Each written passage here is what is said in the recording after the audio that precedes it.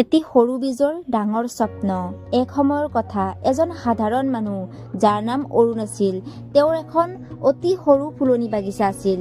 তেওঁ দিনটোৰ ব্যস্ততাৰ মাজতো নিজৰ বাগিচাত সময় কটাবলৈ বহুত ভাল পাইছিল। এজন মৰমীয়াল মানুহ হোৱাৰ বাবে তেওঁ প্ৰতিটো গছপুলিৰ যত্ন লোৱাটো তেওঁৰ দৈনন্দিন অভ্যাস আছিল। এদিন অৰুণে এটা সৰু বীজ মাটিত পুতি দিলে।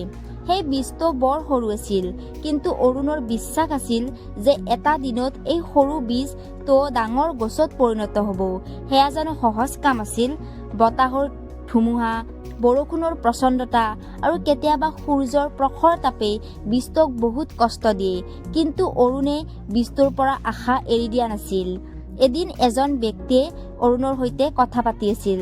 তেতিয়া সেই ব্যক্তিজনে ক'লে, তুমি ইমান কিয় কষ্ট কৰি আছা এই সৰু বীজটোৰ যত্ন লোৱাত? হয়তো ই ডাঙৰ গছ নহ'ব। তেতিয়া অৰুণে মিচিকীয়া হাঁহিৰে ক'লে, জীৱনটো এনেকুৱাই হয়। বীজটোৰ ভিতৰত আছে আশা আৰু সম্ভাৱনা। যদি মই ইয়াক ত্যাগ কৰোঁ, তেন্তে ই কেতিয়াও গছ হৈ ফুলিব নোৱাৰে।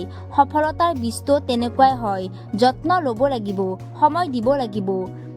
কেইমাহমান পাছত সেই সৰু বীজটো এটা শকত গছত পৰিণত হ'ল।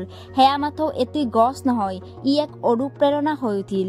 পৰিসৰৰ মানুহে ক'লে, অৰুণৰ সেই সৰু বীজটোৱে আমাক শিকালে ধৈৰ্য, বিশ্বাস আৰু পৰিশ্ৰমৰ মূল্য। বন্ধুসকল, এই কাহিনীটোৰ পৰা আমি কি শিকিব পাৰোঁ? জীৱনৰ সপোনবোৰো বীজৰ দৰেই। সঠিক যত্ন আৰু ধৈৰ্যৰে যদি আমি ইয়াৰ পৰিচৰ্যা কৰোঁ, তেন্তে এই সপোনবোৰো নিশ্চয় পূৰণ হ'ব। বন্ধুসকল, কাহিনীটো শুনি যদি ভাল পাইছে, মোৰ চেনেলটোক ছাবস্ক্ৰাইব কৰিবলৈ নাপাহৰিব। ৰাধে ৰাধে।